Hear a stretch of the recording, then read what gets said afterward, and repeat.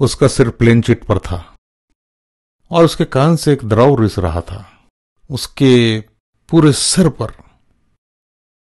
मैंने किशोरों के ग्रुप से प्लेन चिट के बारे में बातचीत समाप्त की ही थी और मैंने कहा, कोई प्रश्न?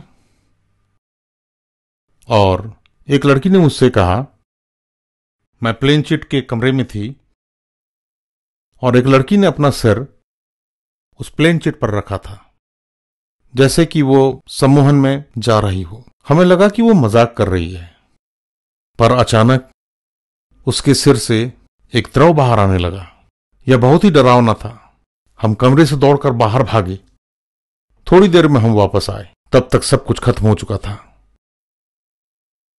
तब मैंने पाया कि घोस्ट बस्टर्स फिल्म में इस द्रव के विषय में दिखाया गया है। इसे एक्टोप्लाज्म कहा जाता है। बहुत से लोग जिन्होंने यह फिल्म देखी, उन्हें यह विभत्स लगा, पर नहीं, यह सच है। देखिए, यदि आप डिक्शनरी में देखें तो एक्टोप्लाज्म की दो परिभाषा मिलती है। पहली परिभाषा जीव विज्ञान से संबंधित है। प्रत्येक मानव में एक्टोप्लाज्म होता है। एक्टोप्लाज्म शब्द का अर्थ है जीवित खून। दूसरी परिभाषा पारलौकिकता से संबद्ध है।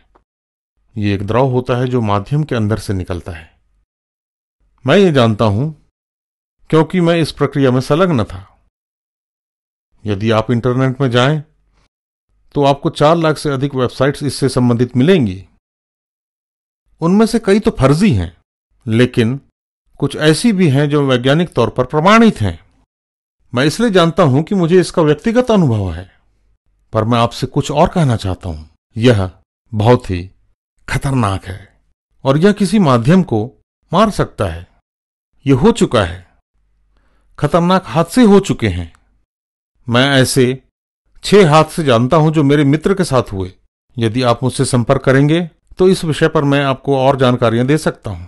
ये बहुत ही ऊंचे दर्जे की तांत्रिक प्रक्रिया है और ये ईश्वर द्वारा मना है। व्यवस्था विवरण 1810 के अनुसार आत्माओं की दुनिया वास्तविक है और हमें इन आत्माओं की दुनिया में प्रवेश नहीं करना चाहिए, अन्यथा हम शैतान के साम्राज्य में प्रवेश कर जाएंगे। वो लोगों को लुभाता है कि वो फंस जाएं, जो शैतान को जानना चाहते हैं। अपना विश्वास हमें ईश्वर पर रखना होगा। आत्माओं की दुनिया वास्तविक है। क्या आपको पता है क्या होने वाला है इस शैतानी दुनिया के बाद? यहां हमें एक चुनाव करना है।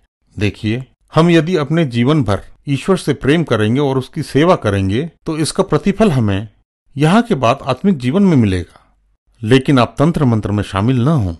आप एक अच्छा जीवन जिएं। यदि आपका जीवन ठीक नहीं है तो आप नरक में जाएंगे, और यदि आपका जीवन अच्छा है, यदि आप अपने पापों से प्रायश्चित करते हैं, अपने पापों के छुटकारे के लिए बपतिस्मा लेते हैं और आप अपना हृदय यीशु को देते हैं पूरी तरह, और आप एक पवित्र जीवन जीते हैं, तो आप स्वर्ग जाएंगे।